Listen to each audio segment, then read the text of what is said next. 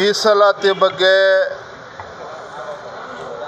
ಏನವರ demand ಇದೆ ಸಮಾಜದ್ದು ಅಥವಾ ಜಯಮೃತ್ಯುಂಜಯ ಸ್ವಾಮೀಜಿಗಳದ್ದು, ಇದ್ರ ಬಗ್ಗೆ ಚರ್ಚೆ ಮಾಡೋಣ ಸಮಗ್ರವಾಗಿ ಅಂತೇಳಿ ಮುಖ್ಯಮಂತ್ರಿಗಳು ಕೂಡ ಸದನದಲ್ಲಿ ಹೇಳಿದ್ದಾರೆ. ಅದು ಒಂದು ಭಾಗ. ಆದರೆ ಮತ್ತೊಂದು ಕಡೆ ರಾಜ್ಯದ ಮೂಲೆ ಮೂಲೆಗಳಿಂದ ಸಾವಿರಾರು ಸಂಖ್ಯೆಯಲ್ಲಿ ಆ ಸಮಾಜದ ಮುಖಂಡರು ಕಾರ್ಯಕರ್ತರು ಬಂದು ಹೋರಾಟವನ್ನು ಮಾಡಬೇಕಾದ್ರೆ ಒಂದು ಆಡಳಿತ ಪಕ್ಷದ ನಡವಳಿಕೆ ಹೇಗಿರಬೇಕು, ಸರ್ಕಾರದ ಮುಖ್ಯಮಂತ್ರಿಗಳ ನಡವಳಿಕೆ ಹೇಗಿರಬೇಕು, ಹೋರಾಟವನ್ನು ಹತ್ತಿಕ್ಕತಕ್ಕಂಥ ಕೆಲಸ ಇವತ್ತು ಮುಖ್ಯಮಂತ್ರಿಗಳ ಕುಮ್ಮಕ್ಕಿನಿಂದ ಮೊನ್ನೆ ದಿನ ಏನಾಗಿದೆ, ಲಾಠಿ ಪ್ರಹಾರವನ್ನು ಮಾಡಿ ನೂರಾರು ಜನಕ್ಕೆ ಹೊಡೆದು ಬೆದರಿಕೆ ಆಗ್ತಕ್ಕಂಥ ಷಡ್ಯಂತ್ರ ಕುತಂತ್ರ ಇವತ್ತು ರಾಜ್ಯ ಸರ್ಕಾರದ ಕುಮ್ಮಕ್ಕಿನಿಂದ ಏನಾಗಿದೆ, ಇದು ಅಕ್ಷಮ್ಯ ಅಪರಾಧ ಇದು. ನಾನು ರಾಜ್ಯದ ಮುಖ್ಯಮಂತ್ರಿಗಳು ಕೇಳೋದಕ್ಕೆ ಇಚ್ಛಪಡ್ತೇನೆ, ಪ್ರಜಾಪ್ರಭುತ್ವದ ವ್ಯವಸ್ಥೆಯಲ್ಲಿ ಸಿದ್ದರಾಮಯ್ಯನವರಿಗೆ ವಿಶ್ವಾಸ ಇದೆಯೋ ಇಲ್ವೋ?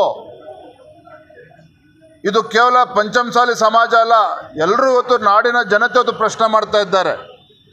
ಈ ರಾಜ್ಯದ ಮುಖ್ಯಮಂತ್ರಿಗಳಿಗೆ ಪ್ರಜಾಪ್ರಭುತ್ವದ ಬಗ್ಗೆ ವಿಶ್ವಾಸ ಇದ್ದಿದ್ದೇ ಆಗಿದ್ದರೆ ಮೊನ್ನೆ ದಿನ ಹೋರಾಟ ನಡೀತಕ್ಕಂಥ ಸ್ಥಳಕ್ಕೆ ಒಂದು 10 ಹೆಜ್ಜೆ ಹೋಗಿ ಅಲ್ಲಿ ಭೇಟಿ ಮಾಡಿ ಅವರ ಅಹವಾಲನ್ನು ಸ್ವೀಕಾರ ಮಾಡ್ಕೊಂಡು ಬರ್ಬೋದಿತ್ತು. ಅದರ ಬದಲಾಗಿ ಮುಖ್ಯಮಂತ್ರಿಗಳು ಅಲ್ಲಿ ಭೇಟಿನ ನೀಡ್ದೇನೆ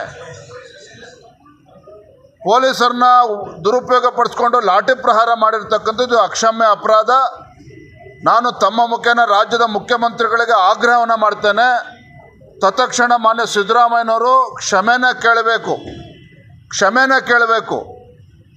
ಯಾವ ಅಧಿಕಾರಿಗಳು ಇವತ್ತು ದರ್ಪದಿಂದ ಮೆರೆದಿದ್ದಾರೆ, ಲಾಠಿ ಪ್ರಹಾರವನ್ನು ಮಾಡಿದ್ದಾರೆ, ಅವ್ರನ್ನ ಸಸ್ಪೆಂಡ್ ಮಾಡಬೇಕು, ಅವ್ರ ಮೇಲೆ ಕ್ರಮ ಜರುಗಿಸಬೇಕು. ಈ ಆಗ್ರಹವನ್ನು ಭಾರತೀಯ ಜನತಾ ಪಾರ್ಟಿ ಮಾಡ್ತಾ ಇದೆ. ಇವತ್ತು ಭಾರತೀಯ ಜನತಾ ಪಾರ್ಟಿ ಎಲ್ಲ ನಮ್ಮ ಶಾಸಕರು, ವಿಧಾನಸಭೆ ಮತ್ತು ವಿಧಾನ ಪರಿಷತ್ ಸದಸ್ಯರುಗಳು ಸುವರ್ಣಸೌಧದ ಮುಂದೆ ಬಾಬಾ ಸಾಹೇಬ್ ಅಂಬೇಡ್ಕರ್ ಅವರ ಪ್ರತಿಮೆ ಮುಂದೆ ನಾವು ಧರಣಿ ಮಾಡಿ ತದನಂತರದ ಸದನದಲ್ಲೂ ಕೂಡ ಈ ವಿಚಾರವನ್ನು ಪ್ರಸ್ತಾಪ ಮಾಡ್ತೇವೆ. ಇದ್ರ ಬಗ್ಗೆ ಮುಖ್ಯಮಂತ್ರಿಗಳ ಉತ್ತರವನ್ನು ಕೂಡ ಪಡಿತಕ್ಕಂಥ ಕೆಲಸ ಮಾಡ್ತೇವೆ. ಕ್ಷಣ ಕ್ಷಣದ ಸುದ್ದಿಗಳಿಗಾಗಿ ಫ್ರೀಡಂ ಟಿವಿ ಸಬ್ಸ್ಕ್ರೈಬ್ ಮಾಡಿ, ಲೈಕ್ ಮಾಡಿ ಹಾಗೂ ಫಾಲೋ ಮಾಡಿ. ಹೊಸ ಸುದ್ದಿಗಳ ನೋಟಿಫಿಕೇಶನ್ಗಾಗಿ ಬೆಲ್ ಐಕಾನ್ ಮೇಲೆ ಕ್ಲಿಕ್ ಮಾಡಿ.